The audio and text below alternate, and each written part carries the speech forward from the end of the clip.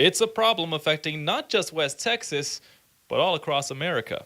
Across the country, we're short at least 3 million, probably closer to 5 million units of housing that's to rent, to buy, absolutely everything.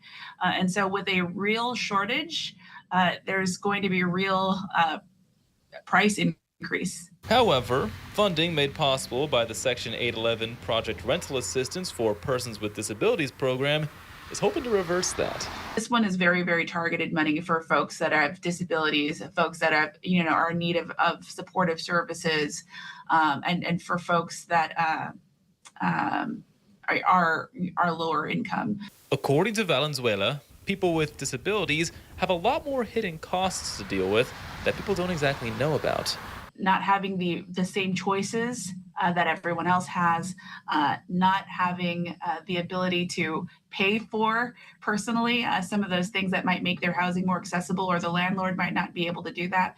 So this is a cost-saving measure for both prospective tenants and for the landlord, so that they can make their housing more accessible to folks with resources they wouldn't have otherwise had. But with an infusion of $8 million into the Texas Housing and Urban Development, the hope is that people with disabilities are given better access to those services, which can keep communities together. This grant money goes toward making those services more accessible, making the housing more accessible at the rental level, so that folks get to live where they want to live, get to participate and be members of their communities.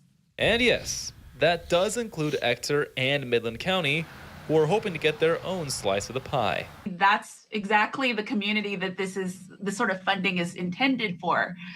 If you want to live in Midland and Ector, and you don't necessarily have access to accessible housing because that's not something that's broadly available, this money is supposed to create that benefit and keep your community together. And for now, it is unclear when or how that money will be distributed, as Valenzuela told News 9 that is going to be up to the Texas Department of Housing and Community Affairs and how they determine local needs.